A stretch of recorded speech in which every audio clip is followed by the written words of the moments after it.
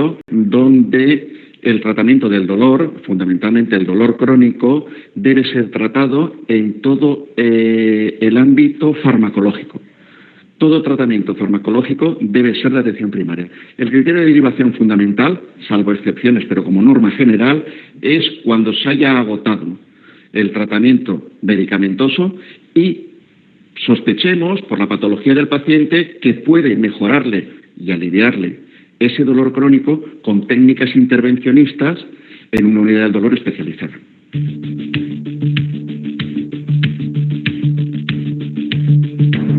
El dolor crónico tiene varias vertientes en la sociedad. La primera, en el aspecto social personal del paciente, porque le genera una limitación funcional, una discapacidad que puede repercutir desde su entorno familiar hasta el entorno laboral. El dolor genera mucha baja, mucha falta de asistencia laboral y eso tiene una gran repercusión social. Y, por otra parte, el paciente ya más mayor con dolor crónico genera una discapacidad que también tiene repercusión social. No es lo mismo una persona de 80 años que pueda vivir autónomamente en su domicilio con una pequeña ayuda que un paciente de 80 años que tenga que estar con una ayuda 100% o incluso en alguna institución con ayuda por su discapacidad física. Y eso, la repercusión social es muy elevada.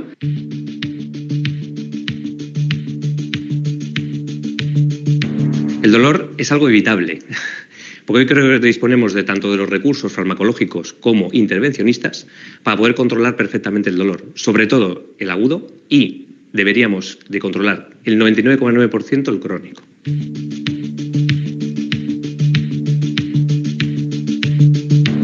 No. Los antiinflamatorios tienen su sitio dentro de la escalera analgésica de la OMS, que es el primer escalón terapéutico, donde se pueden utilizar el dolor de intensidad leve moderada. Y es más, los antiinflamatorios que pueden ser o pueden ayudar a los otros escalones tienen su uso en el dolor crónico nociceptivo y con componente inflamatorio.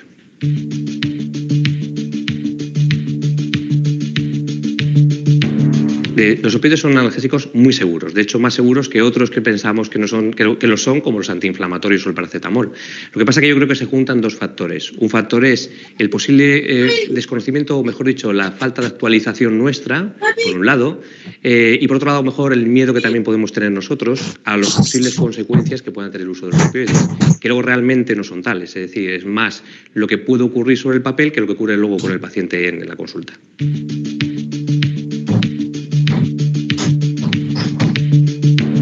Yo creo que hay tres fundamentales. Una barrera viene por parte del paciente, que hoy en día todavía sigue estigmatizado el uso de opioides, es decir, lo consideran como algo como una enfermedad terminal o asociado a un proceso terminal, un proceso oncológico.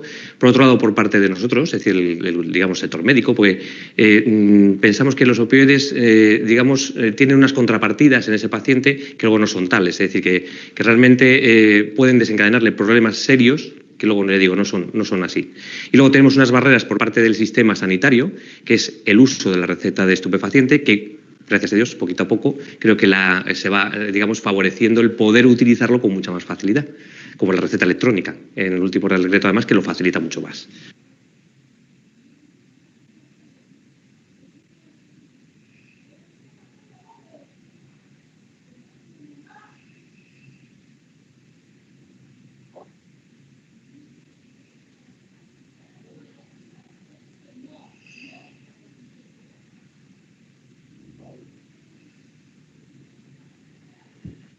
Vamos a ver este video adicionalmente.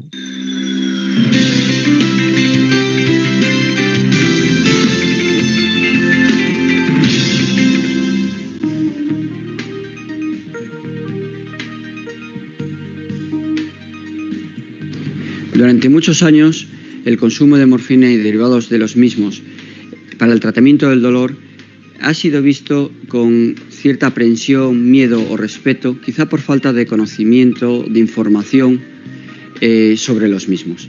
Los opioides durante muchos años han sido utilizados para el tratamiento, ya los egipcios, ya en Mesopotamia se usaba la morfina no solo para el dolor oncológico, sino también para otro tipo de dolores, migrañas, dolores musculares, y durante todo este tiempo han sido un gran estandarte y pilar para el tratamiento del dolor crónico.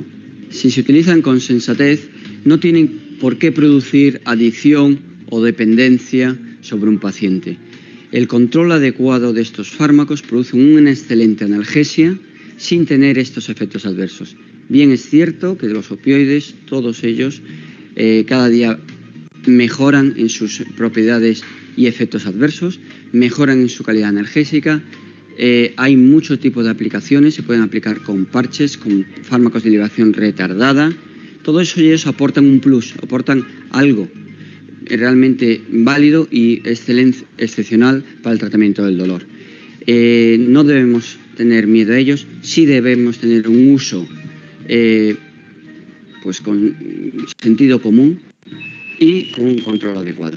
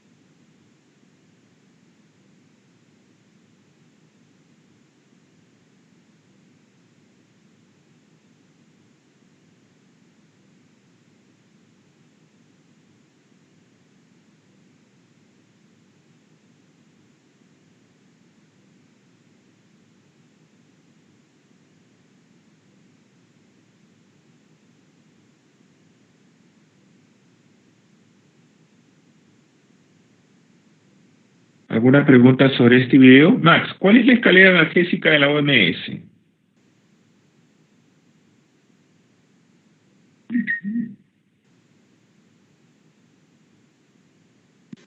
¿Doctor, me escucha? ¿Sí? ¿Cuál es la escalera analgésica de la OMS? Era... Lembras era otro. Ya, pero ¿qué consiste?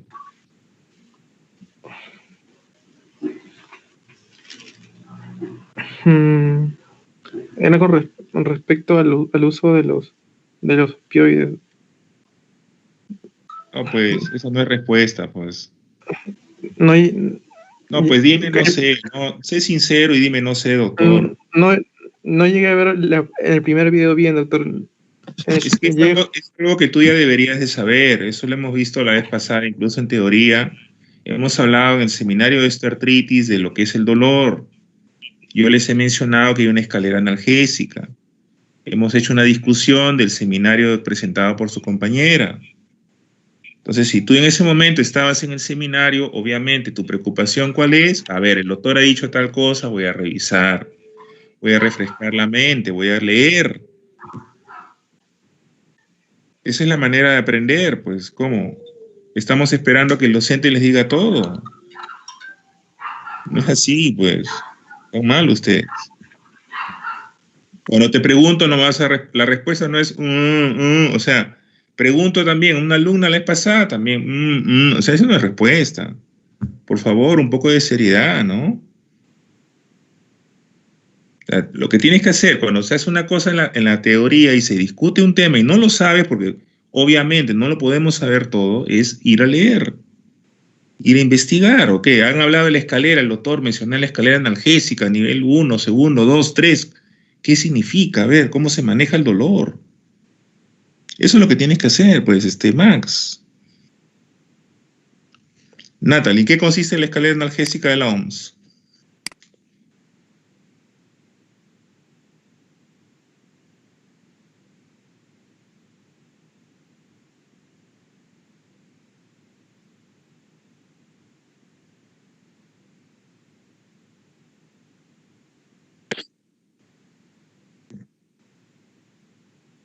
¿Existe una escalera o un grado 4? ¿O un nivel de intervención 4 o no?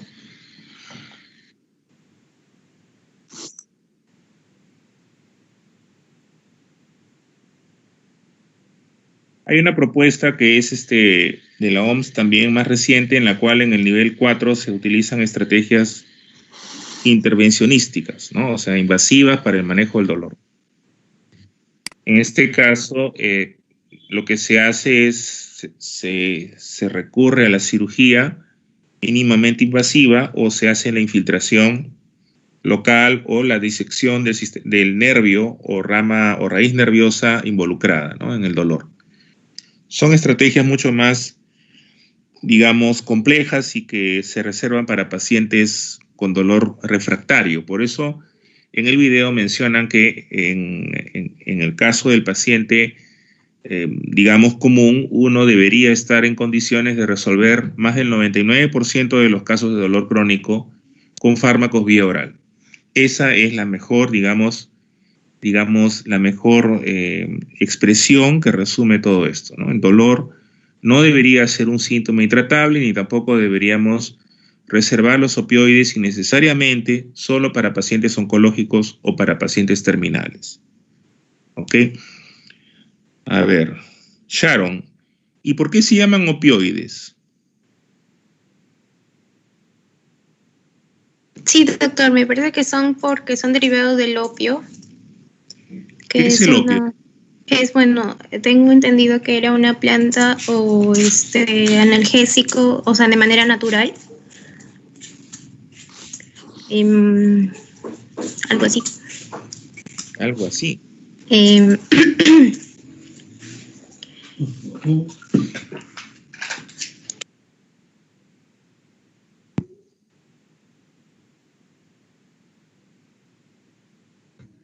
¿En qué parte del mundo se produce la mayor cantidad de opio, la mayor producción mundial? ¿Sabes?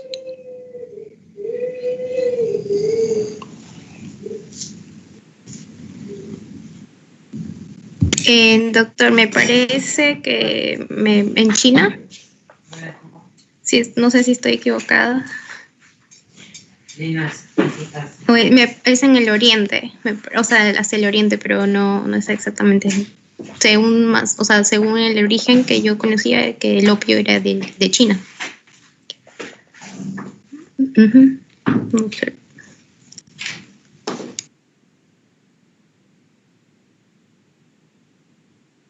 Doctor, ¿me escucha? No me escucha. Sí, te escucho. Te estoy escuchando.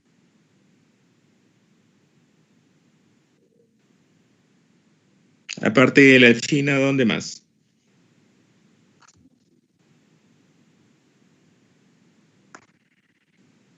En el sureste asiático, ¿no? China y sureste asiático. Ahí es la zona, lo llaman la ruta del opio. Tanto así que en algún momento hubo una guerra del opio. Ya, tarea entonces para más tarde, ¿cuál fue la guerra del opio? ¿Qué países intervinieron y por qué? ¿Cuál es el alcaloide derivado del opio que frecuentemente es utilizado por personas tóxico-dependientes? ¿Cuál es? La morfina, doctor. Doctor, la morfina, me parece. ¿Te parece? A ver, ¿a quién le parece otra cosa?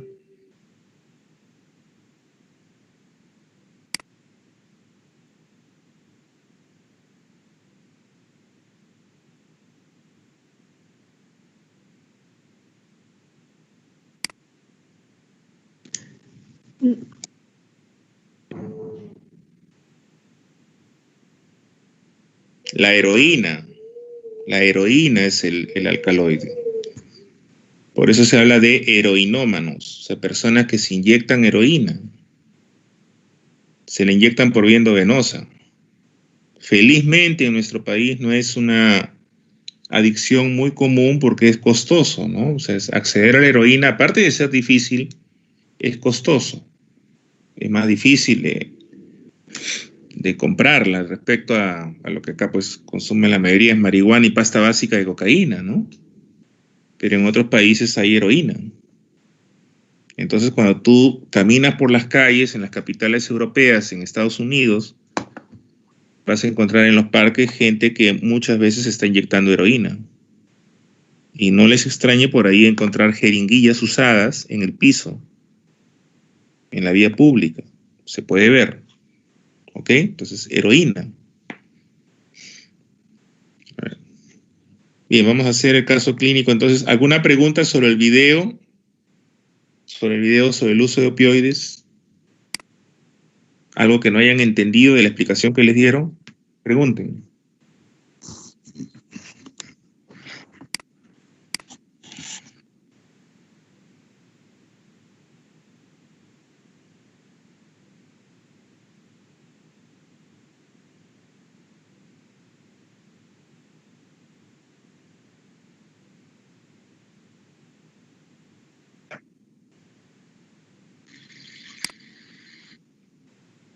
A ver, no te entendí. O sea, cuando no daban resultados los opioides porque daban efectos adversos, ¿te refieres a qué conducta tomar si el paciente presenta reacciones adversas o si no responde en el manejo del dolor? No te entiendo.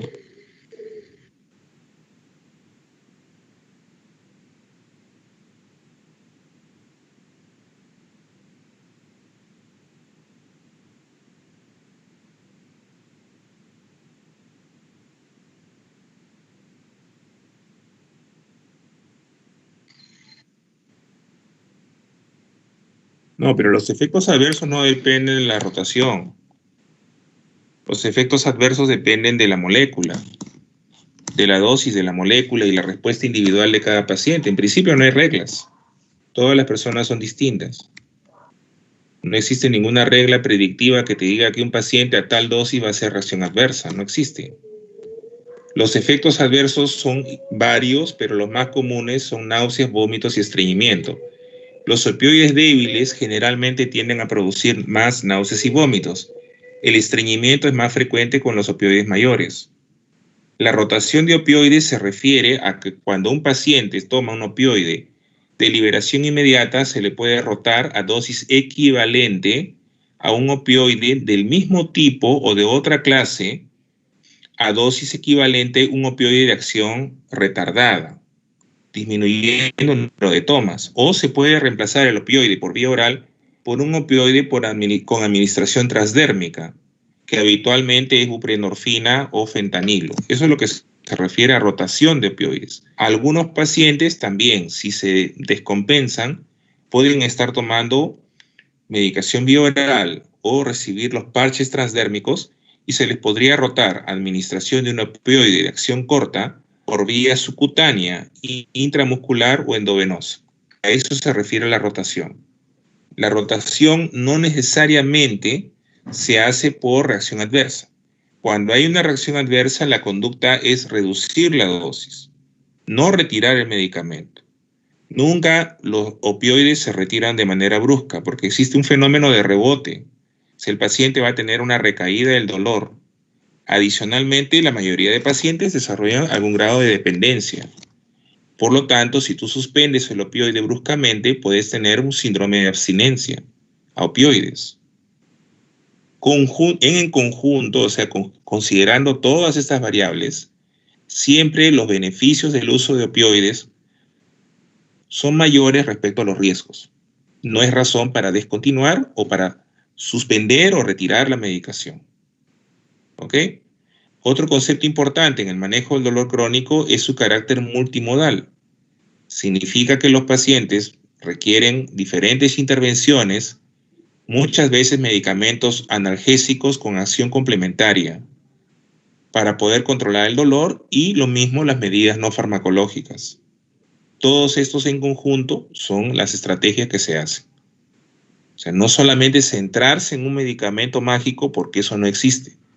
Habitualmente se combinan varios fármacos con mecanismos de acción complementarios para obtener el resultado que uno desea. Ese es el concepto que por favor tienen que tener. ¿Alguna otra pregunta?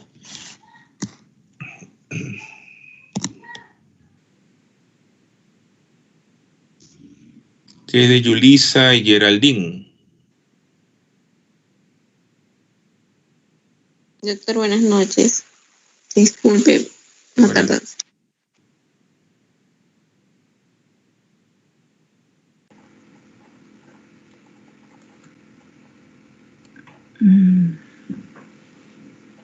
Sí, doctor, buenas noches. También ingresé tarde.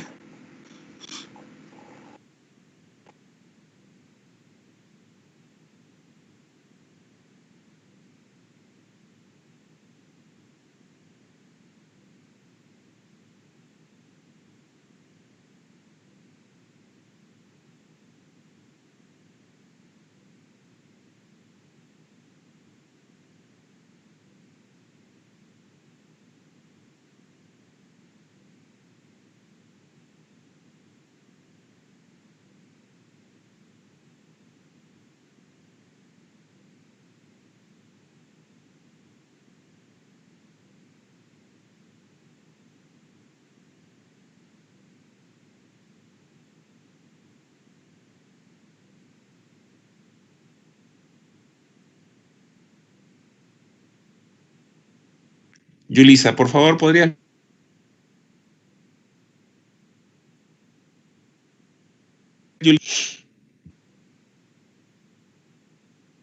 Aló, doctor. Se entrecortó. Sí, entrecortó, doctor. Yulisa, ¿podría?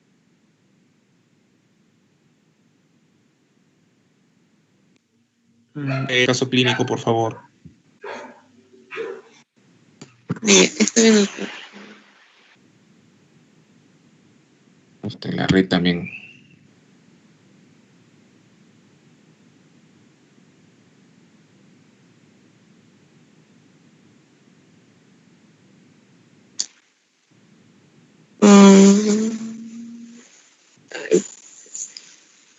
En la introducción dice, los propios cambios fisiológicos acontecidos durante el proceso de envejecimiento hacen de los ancianos una población especialmente sensible a los efectos adversos de los medicamentos y en mayor medida de aquellos con acción sobre el sistema nervioso central. Ay, no se puede ver.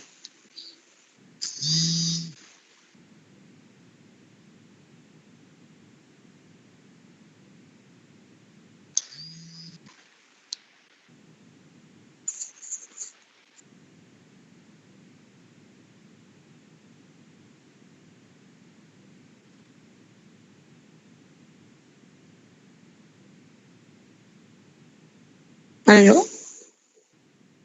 Su red, creo, Julie.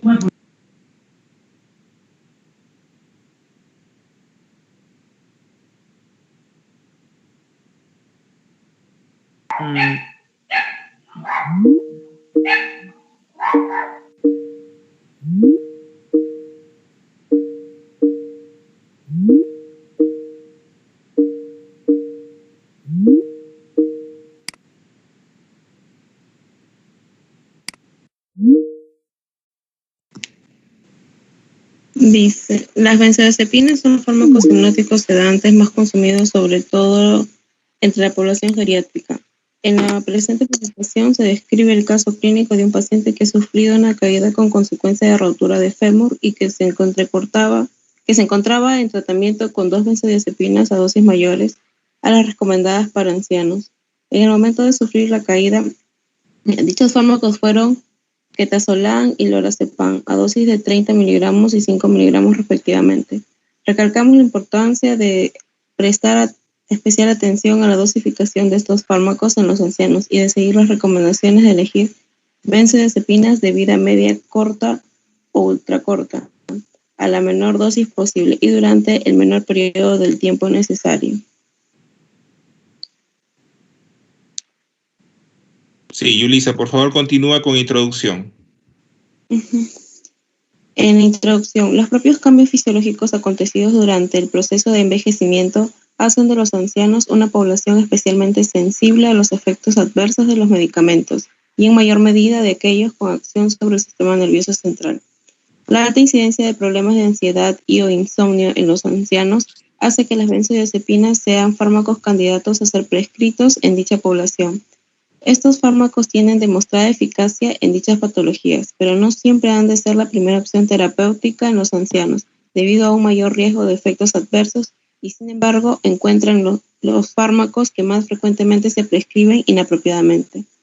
Entre los eventos adversos más frecuentes relacionados con las benzodiazepinas en ancianos se encuentra el deterioro cognitivo, somnolencia residual, caídas, etc., sobre todo si no se prescriben de acuerdo a las recomendaciones de las guías clínicas. En el presente artículo se presenta el caso de un paciente al que se le habían prescrito 2 benzodiazepinas a dosis superiores a las recomendadas y que acude a la farmacia tras haber sido dado de alta y haber sufrido una caída. Yulisa, ¿qué cosas son las benzodiazepinas?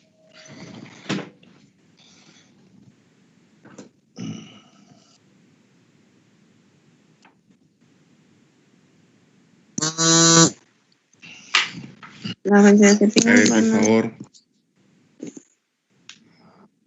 Sin buscar información, por favor. ¿Aló?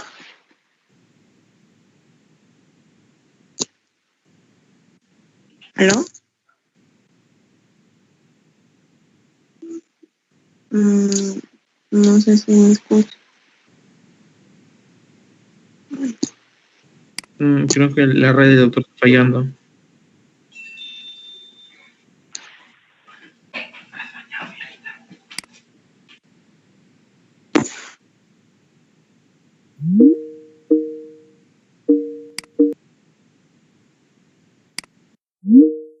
Ya, Yulisa, ¿qué son las benzodiazepinas, por favor? Van a ser hipnóticos, doctor. Hipnóticos. ¿Cómo actúan? ¿Cuál es el mecanismo de acción de las benzodiazepinas?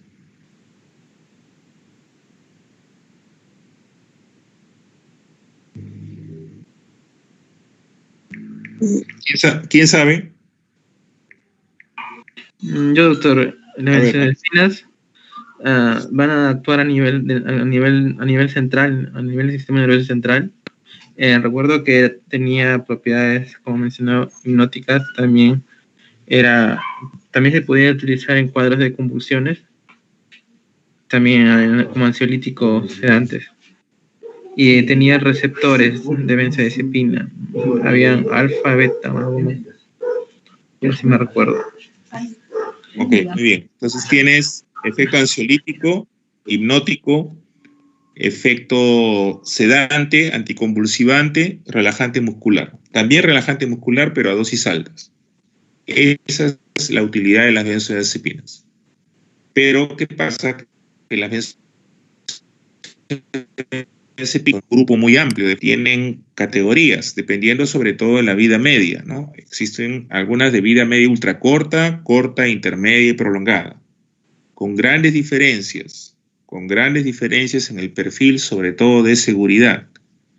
Aquellas benzodiazepinas de vida media ultracorta se utilizan sobre todo como anticonvulsivantes y también medicamentos para la inducción del sueño o para, digamos, obtener un efecto sedante en personas que van a ser sometidas a un procedimiento. Por ejemplo, clásico, si tú vas a intubar a un paciente, le vas a colocar un tubo endotraqueal, utilizas habitualmente midazolam y propofol. Propofol es un anestésico y midazolam es un sedante, ¿no? O si al paciente le vas a hacer una endoscopía digestiva alta, utilizas también midazolam.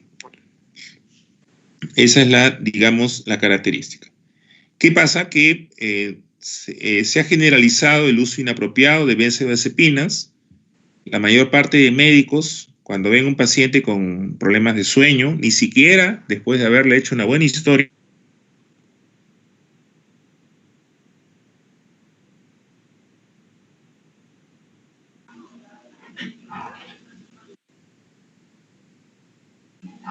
Doctor.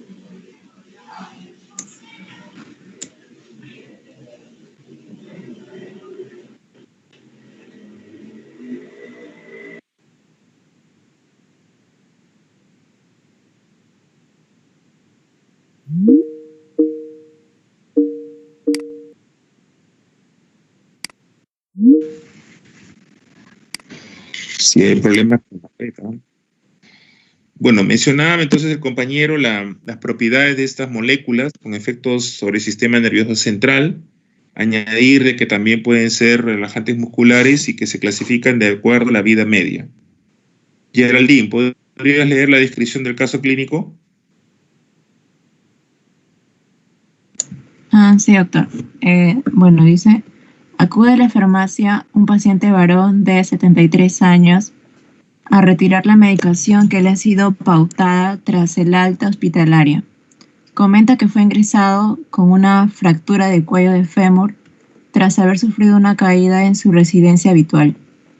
El paciente permaneció ingresado en hospital durante 2 semanas. La medicación nueva que le han pautado es paracetamol a dosis máxima de 3 gramos al día si tiene dolor. El resto de tratamiento debe continuarse como antes del ingreso. Citamos al paciente para el día siguiente a fin de que traiga toda la medicación que toma y poder cotejarla con su hoja de tratamiento activo, que tenemos disponible en la farmacia a través del sistema de receta electrónica. Realizamos un estudio de los problemas de salud del paciente, la tabla 1. Luego dice,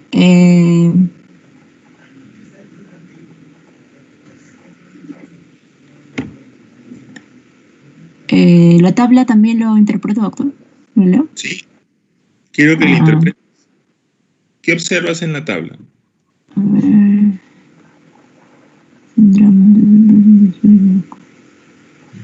Controles.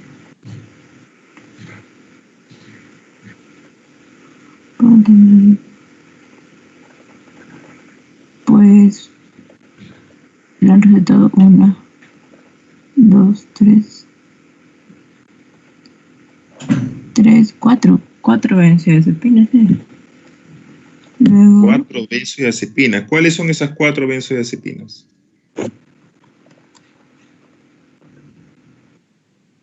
el lorazepam, ketorolac,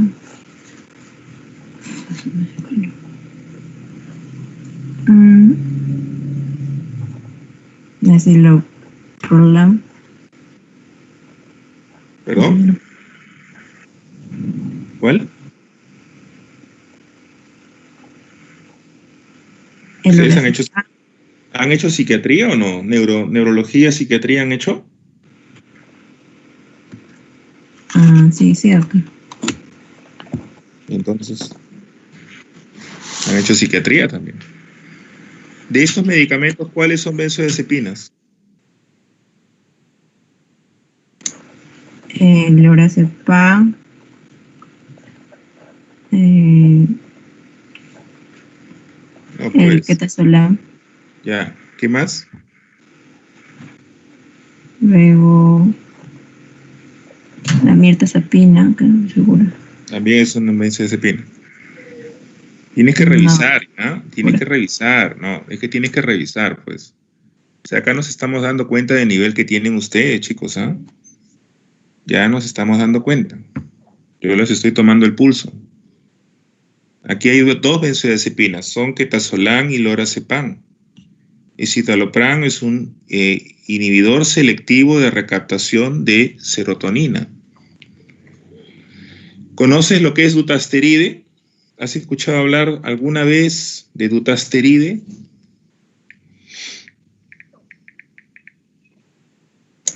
No.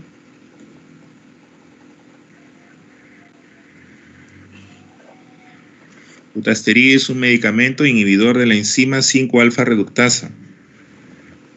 Se utiliza para tratar la hiperplasia prostática benigna. ¿Qué es el omeprazol? Es un inhibidor de la bomba de protones. Muy bien. La mirtazapina es un antidepresivo.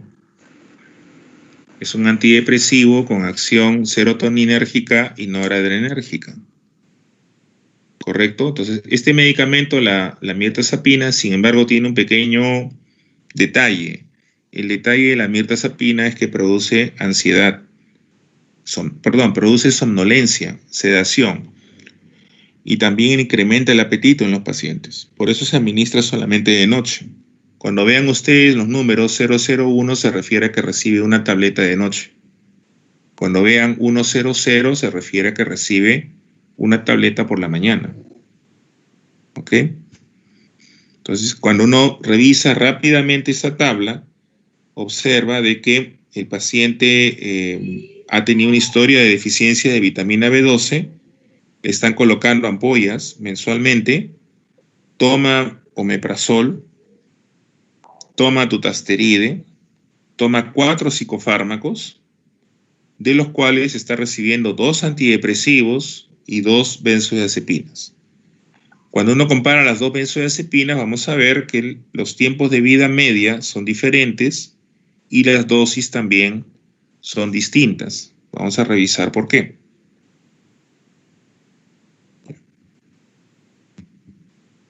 A ver, preguntamos a Sharon.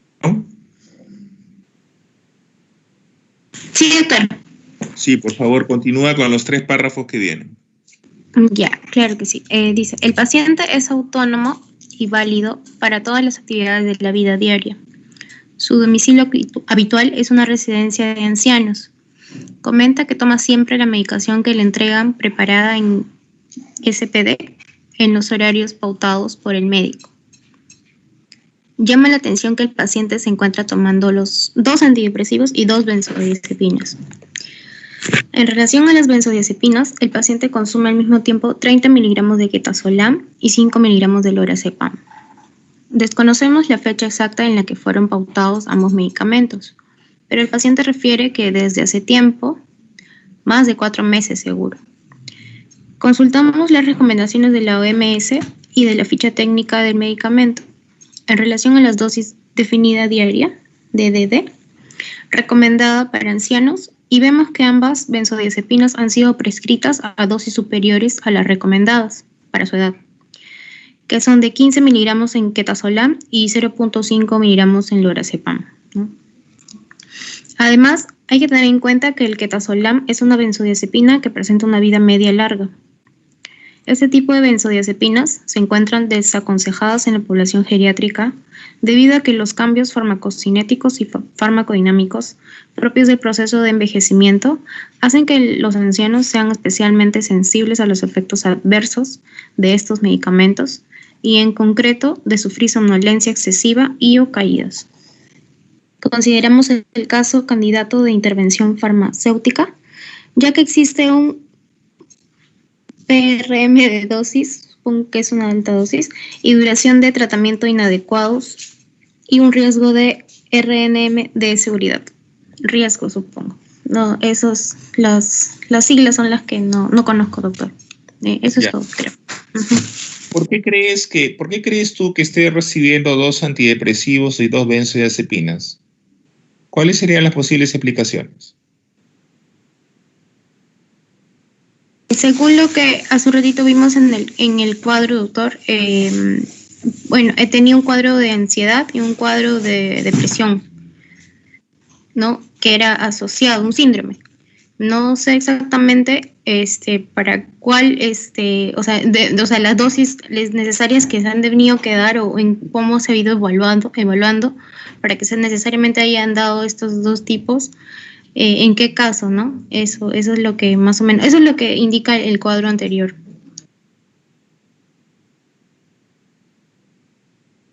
Pero la pregunta no es esa, o sea, la pregunta es ¿por qué crees que hayan llegado a la prescripción inadecuada, no? Porque está bastante claro que estamos frente a un caso de prescripción inadecuada de medicamentos. Entonces, si tenemos una prescripción inadecuada, ¿a qué podría deberse? Ya, entendí. Debo suponer, doctor, que no se hizo o no se conoce del fármaco, la persona que les prescribió no conoce del fármaco y de sus riesgos que tienen en los pacientes ancianos, o en todo caso ha habido una mala prescripción, ¿no? Aparte, o sea, a pesar de conocerlo, creo que no se calculó el riesgo, ¿no? O sea, creo que es más que todo ha sido un desconocimiento, me parece a mí, y una mala praxis. Una persona por desconocimiento recetaría 4 medicamentos, así, un solo médico. O sea, es lo que está diciendo. No. Un psiquiatra recetaría estos 4 fármacos. No, claro, debo suponer que el tema de los ansiolíticos y del antidepresivo ha sido recomendado por un psiquiatra, pero ha debido de trabajar en conjunto con nosotros médicos para que no sea pues un caso en este caso de varios fármacos, que sea una polifarmacia, y igual el tema de la dosis es lo que preocupa también, ¿no? Porque también es excesivo de lo que es recomendado por la OMS, según lo que comentan aquí. Etazolam está recibiendo el doble y lorazepam está recibiendo 10 veces la dosis. 10 veces más de lo que dice. O sea, tú piensas que un psiquiatra seguramente lo ha visto. O sea, para ti el único que prescribe psicofármacos es el psiquiatra. ¿Eso pensamos? No, debería ser un psiquiatra, porque es el especialista, ¿no? En lo que es el tema de trastornos de personalidad, de ansiedad, de depresión. Pero si es un caso así, que es un geriatra como tal, debería conocer también dentro de todos todo lo que debería pues actuar, ¿no? Y los riesgos que presentaría el paciente siendo pues un paciente anciano, ¿no? No solamente un psiquiatra ni un geriatra, doctora. Los pacientes de esta naturaleza no son habitualmente vistos por un psiquiatra, ni siquiera por un geriatra. Son vistos por médicos de otras especialidades, incluyendo médicos generales. O sea, llama la atención que un paciente esté recibiendo 2 antidepresivos y 2 benzodiazepínicos. Entonces, uno tiene que pensar cuáles son las probables explicaciones. Primera opción, lo más frecuente, que este paciente haya sido visto por varios médicos y que ninguno de los médicos haya hecho una buena historia farmacológica, no le hayan preguntado, no hayan verificado lo que está tomando. Eso es lo más probable. O sea, yo no creo que una persona en su sano juicio, bueno, aunque hay de todo, ¿no? O sea, ya les dije, tenemos 27 facultades de medicina en el Perú, 27, más la Continental y la San Ignacio de Loyola, que ya están recibiendo alumnos, pero 27 facultades de las cuales egresan médicos ahorita, o sea, hay de todo. Ahora, este caso clínico no es de acá, sin embargo, se ve de todo. Entonces, lo más probable es que este paciente haya sido visto de manera simultánea o en diferentes tiempos por diferentes médicos y que no haya habido esa suficiente pericia y el interés o el conocimiento, la capacidad de poder revisar la historia farmacológica del paciente, ver qué cosa está tomando. 2, lo que dices tú, si se ha puesto bien la indicación y el diagnóstico de lo que tiene. ¿Cuál es el diagnóstico? No todo es depresión. Hay trastornos de ansiedad generalizada, hay ataques de pánico, hay fobias sociales, hay trastornos de adaptación, hay delirium, hay demencia. Entonces, uno debe tratar de, en lo posible, definir mejor el diagnóstico. De lo contrario, estamos habituados a prescribir medicamentos sin ninguna razón, sin ningún sustento. Entonces, adicionalmente a eso, la posibilidad de un abierto, pues ya, desconocimiento de las características del uso de fármacos o psicofármacos en población vulnerable, en este caso adultos mayores. Es otra posibilidad. Entonces, todo pasa por, primero, definir adecuadamente el diagnóstico. Segundo, prescribir benzodiazepinas cuando sean realmente necesarias, utilizando la mínima dosis eficaz, aquellas con tiempo de vida media más corto y por el menor tiempo posible. Revisando periódicamente la medicación, verificando qué está tomando, con qué vino, qué le están dando en otro lado. Porque si ustedes no verifican, no lo van a saber. El paciente va a salir de alta, como en este caso, y van a encontrar con que ya estaba tomando otra molécula. Esa es una situación de todos los días, ¿eh? No es solamente acá, se ve siempre. Y finalmente, pues, el conocimiento propio del manejo de los fármacos en pacientes mayores. Es el último punto. O sea, tenemos que recordar que no estamos tratando gente joven, en la cual la farmacocinética y la farmacodinamia es diferente. El adulto mayor, por antonomasia, hemos dicho en teoría, es un paciente vulnerable con una mayor sensibilidad a este tipo de fármacos. ¿Ok? Max, ¿podrías leer la intervención? Ok, doctor. A ver. Derivamos al paciente a su médico de atención primaria correspondiente a fin de que valore la continuidad o no del tratamiento actual tras el episodio de caída sufrida por el paciente. A los 2 días hablamos por teléfono con su médico, que agradece la intervención y consensuamos el cambio de medicación. En concreto, y dado que el paciente lleva tiempo tomando las benzodiazepinas, no sería procedente la retirada repentina de las mismas, por lo que le pauta un único fármaco a una dosis adecuada a su edad y deriva al paciente al psicólogo del servicio de salud para reforzar el tratamiento farmacoterapéutico de su trastorno ansioso depresivo con técnicas e intervenciones no farmacológicas. Ay, ¿qué más? Y bueno, un segundo. Ya, los 2 primeros párrafos, por favor, de discusión de caso.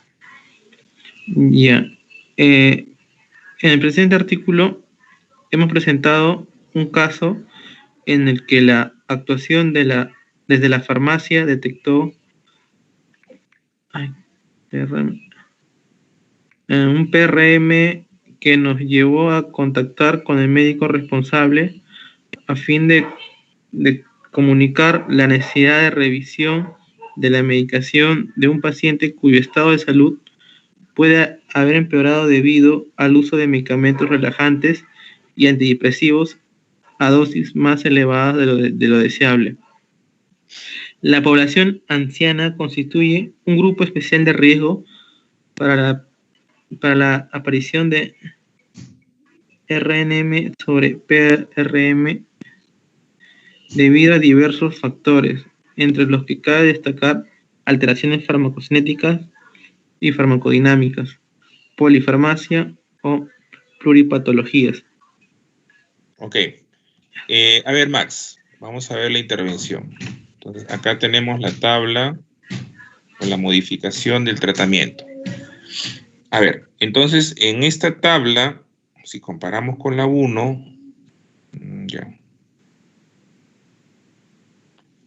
En esta tabla, si comparamos con la 1, hay una modificación que se ha hecho, que es retirar el quetazolam, que era la benzodiazepina de vida media prolongada.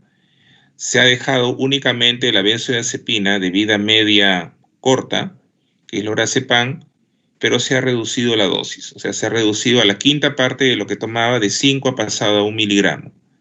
El resto de los fármacos ha quedado idénticos. Entonces, está tomando 2 antidepresivos con acción distinta, ¿no? Uno es un medicamento antidepresivo, serotoninérgico, noradrenérgico, que es mirtazapina, que lo toma de noche, y el escitalopram, inhibidor selectivo de recaptación de serotonina, que lo toma por la mañana. Ha quedado igualmente con los otros 3 medicamentos, dutasteride, omeprazol, B12. ¿Qué opinas?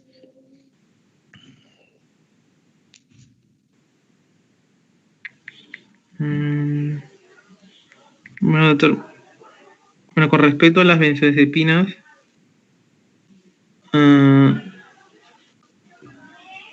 bueno, se ha reducido más que nada porque el uso a dosis altas puede producir el paciente efectos adversos, como inclusive dependencia, y es por eso que se le ha reducido a solo un fármaco, inclusive ese mismo fármaco se le ha reducido la dosis. Y con respecto a los antidepresivos, bueno, tienen sus mecanismos de acción son distintos. ¿Crees tú que podría haber otro factor aquí adicional? A ver, esta es pregunta para conocedores ya. A ver, vamos a ver si eres conocedor.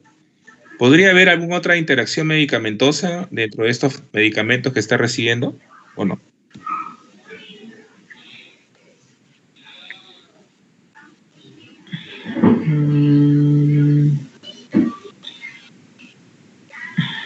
No, entre antidepresivos y benzodiazepínicos.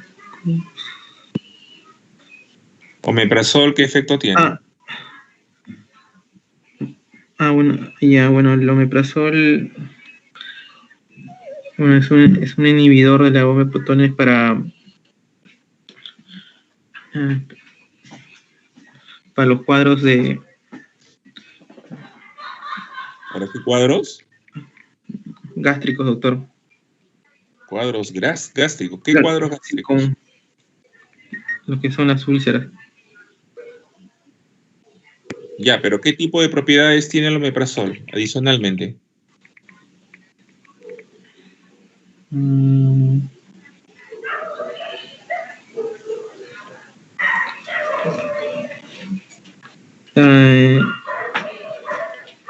Ya, tienes que leer, ¿ya? Algo metabólico. La respuesta, a ver, un ratito. Si no sabes, sé honesto, dime, realmente. No recuerdo el nombre. No, claro, por eso. O sea, tenemos que ser honestos. No sé, doctor. Pero la respuesta no es no. O sea, la respuesta es sí sé, no sé, no recuerdo. El omeprazol es un medicamento que actúa a nivel hepático como un potente inhibidor enzimático. Entonces, ese es un medicamento que va a prolongar la vida media de otras moléculas que se metabolizan en el hígado, especialmente benzodiazepinas. Aunque se ha descrito este efecto, sobre todo con las benzodiazepinas de vida media prolongada, como diazepam, clordiazepóxido, flurazepam. Ese es el efecto del omeprazol. Efecto que no tienen otros inhibidores de bomba de protones. De toda la lista de los inhibidores de bomba, el que es más seguro para su empleo en geriatría se llama pantoprazol. Es el inhibidor de bomba de protones que tiene menos interacciones medicamentosas. El omeprazol sí es un potente inhibidor enzimático. Entonces, cuando tú lo das junto con las benzodiazepinas, le prolongas la vida media a la benzodiazepina. ¿Ok? Por favor, anda a leer, ¿ya? Tienes que leer. Ya. Otro tema que también daría pie a discusión, porque para eso es la práctica, es la interacción que existe entre el uso crónico de omeprazol y la aparición de deficiencia de vitamina B12. ¿Alguien ha leído al respecto? ¿Saben algo?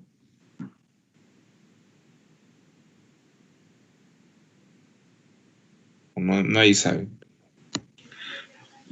Doctor, bueno, tenía que recuerdo que estaba relacionado con respecto a la reabsorción de la vitamina B12 a nivel intestinal y ¿aló?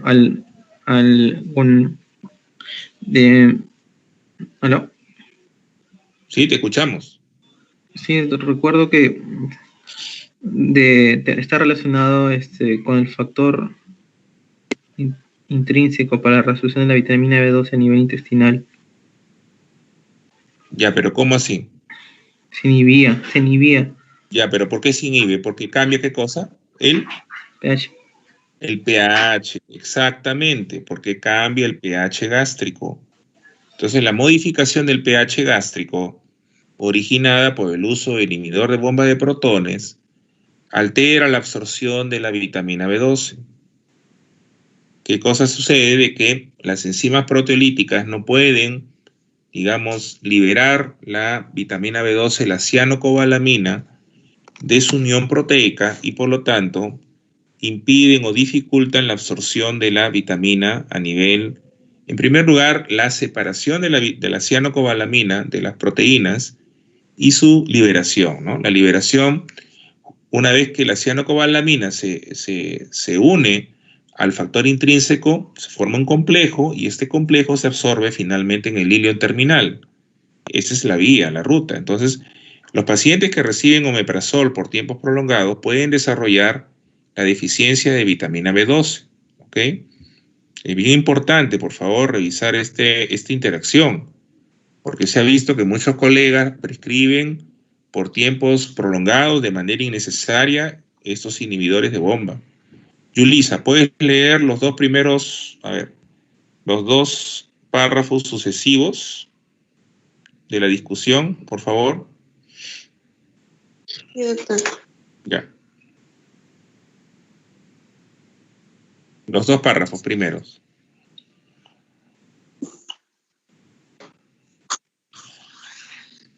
Las benzodiazepinas constituyen el eje central de los fármacos hipnóticos sedantes disponibles en la actualidad. Como norma general, deberían utilizarse a la menor dosis posible y durante el menor tiempo posible, sobre todo en la población anciana, tras haber intentado otras intervenciones no farmacológicas, tales como la higiene del sueño, técnicas de relajación, terapia cognitivo-conductual, etc.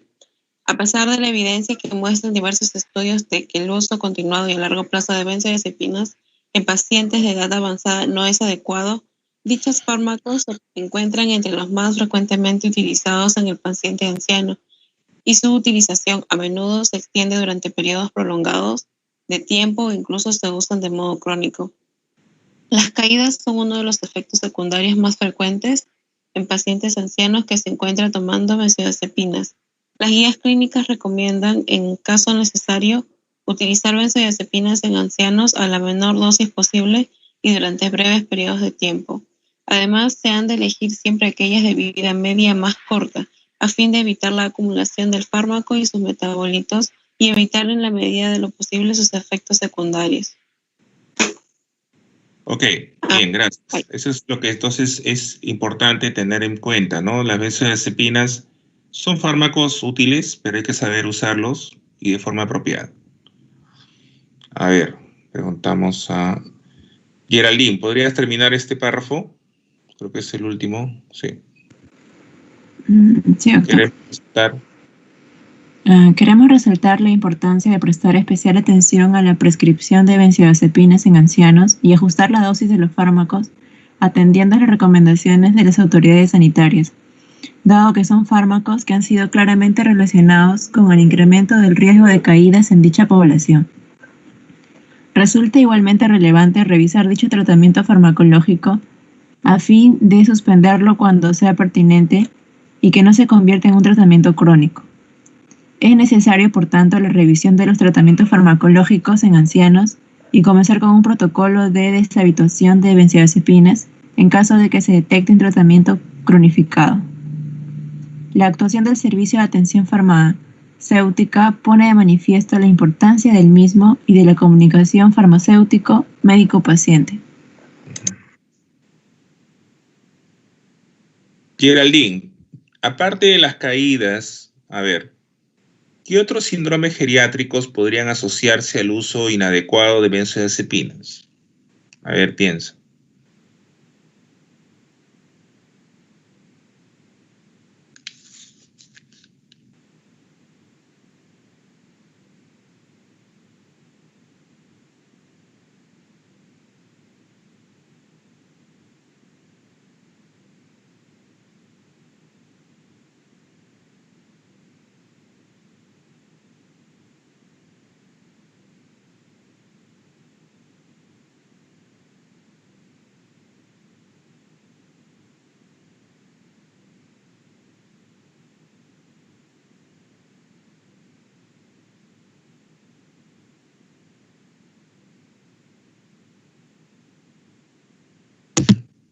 ¿Algún voluntario?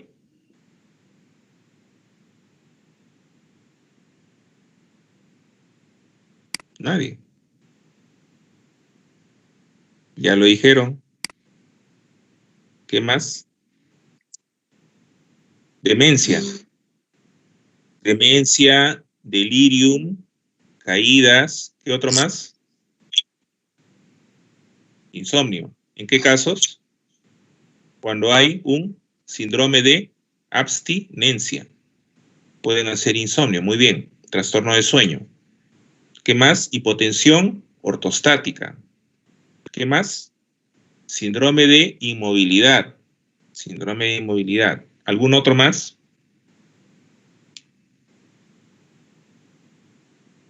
Vértigo, mareo.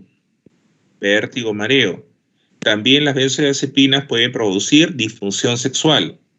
También las benzodiazepinas pueden contribuir, más que producir directamente incontinencia urinaria, pero pueden agravarla, ¿no? O sea, un paciente que esté un poco aturdido, sedado, incluso confuso, no va a tener pues las habilidades para llegar al baño a tiempo y hacer su necesidad en el baño. Entonces pueden también incluirse dentro de los factores predisponentes de incontinencia urinaria. ¿Algún otro síndrome geriátrico?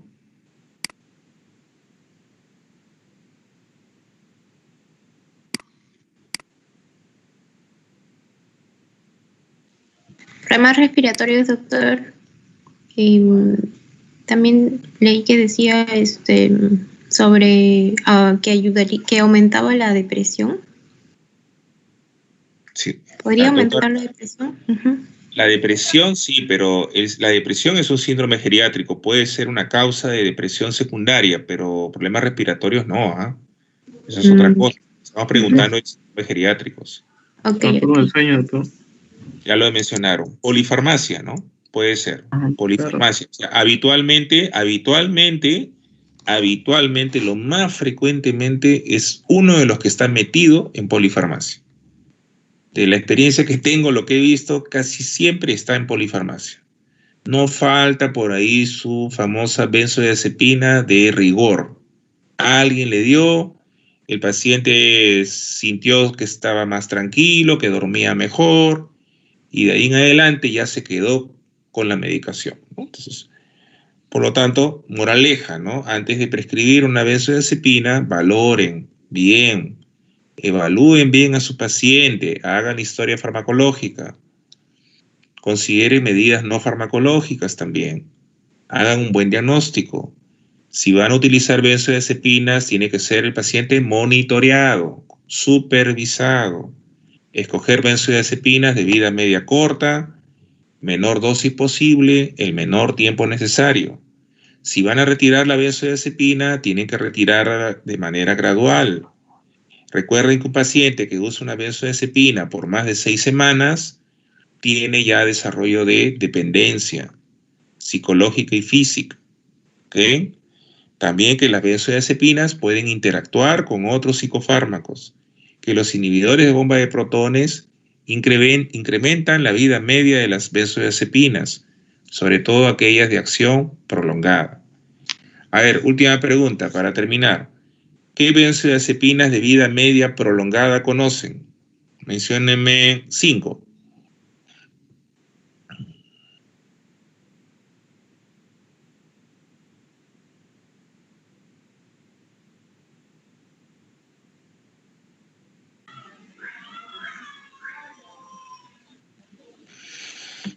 diazepam, flunitrazepam,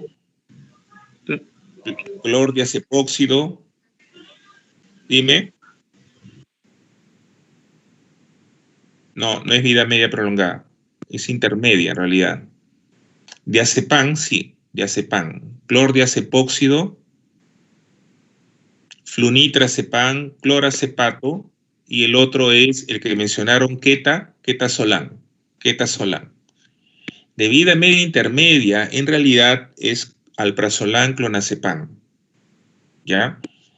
Hay otras también que se considera de vida media intermedia, como son tritema. Tritema es el temazepam, oxazepam. Oxa y temazepam son de vida media intermedia. De vida media corta es triazolam. Triazolam. El famoso medicamento se llama Somno, el nombre comercial, Somno. Triazolam. Ya, y tiene las de vida media ultra corta como el midazolam. El lorazepam también se considera de vida media corta junto con el triazolam. Triazolam, lorazepam. Vida media ultra corta está el midazolam, que se usa para procedimientos. Entonces tienen que revisar, por favor, ya. En el caso de clonazepam y alprazolam, dependiendo de la dosis, o sea, ojo con la dosis, porque si ustedes emplean dosis mayores de 0.5, usan mayores dosis de 0.5, el medicamento tiende a acumularse. Entonces se comporta como una benzodiazepina de vida media prolongada, más de 0.5. Por eso que no les sorprenda ver a adultos mayores que se automedican y están tomando 1 miligramo, están tomando 2 miligramos, ¿ah? Y hay médicos que los prescriben así fácilmente, ¿no? Ah, no duermes, ok, aumenta la dosis, duplica. Entonces, se ve de todo, ¿no? En el caso del alprazolam, las tabletas vienen de 0.25, 0.5, 1 miligramo. En adultos mayores, en promedio, no se recomienda dosis mayores de 0.5. En el caso de clonazepam, no se recomienda en promedio dosis mayores de 1 miligramo. Ahora, la ventaja de tanto de clonazepam como el alprazolam es que tienen un inicio de acción relativamente rápido. Si bien es cierto, tienen vida media intermedia, pero su inicio de acción es rápido. Sobre todo con la presentación parenteral, más que parenteral, con la presentación en gotas. Clonazepam ustedes lo pueden encontrar en el mercado en presentación en gotas. El nombre comercial es Rivotril. Rivotril en gotas. ¿Ok? Bueno, no sé si hubiera alguna pregunta.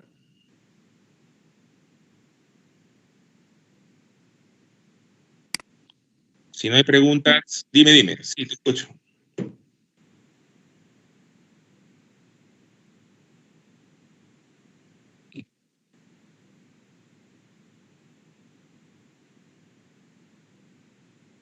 A las 8. El día lunes a las 8 y martes y jueves. Yo tengo actividad con ustedes martes y jueves. Martes tengo teoría y seminario y jueves tengo el examen. A las 9, porque martes y jueves estoy en el hospital. Lunes a las 8. Dime, ¿algún problema?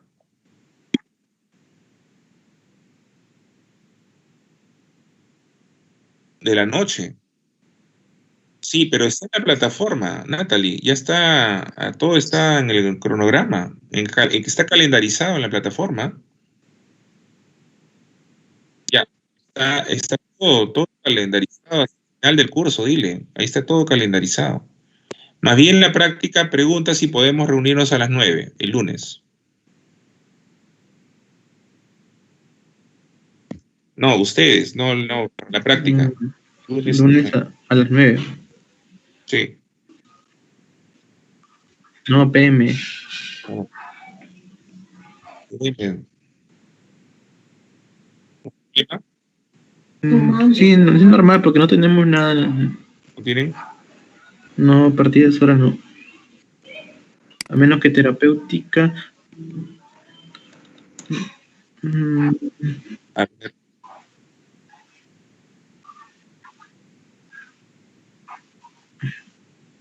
Ya, correcto. Entonces, dile al delegado que la teoría está a las 8 y la práctica ustedes me avisan por interno La hora, ¿ya?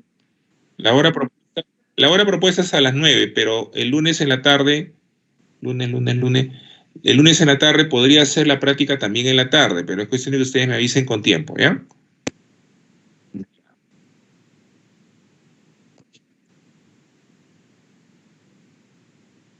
Sí, lo que pasa es que el horario mío va a cambiar los martes y jueves. Por eso los martes y jueves, en el caso de las teorías y seminarios, las voy a pasar a las 9, porque voy a estar en el hospital de 7 a 7. De 7 de la mañana a 7 de la noche estoy martes, jueves y sábado. Por eso que necesito correr mis prácticas y mis teorías. Bueno, las teorías las voy a correr para las 9, pero en el tema de las prácticas tenemos que ver qué salida le damos. Déjame verlo bien, si lo hacemos el mismo martes y jueves, o en todo caso, otra opción es hacer doble práctica los lunes y miércoles para no cargarme tanto, ¿no? O sea, se hace complicado hacer una práctica desde el hospital, ¿no? Entonces, es difícil ahorita. Entonces, yo prefiero hacerlo desde casa con tranquilidad, pero déjame verlo. Entonces, eso lo conversamos con calma. Lo del lunes sí me avisan, ¿ya? El horario de la práctica.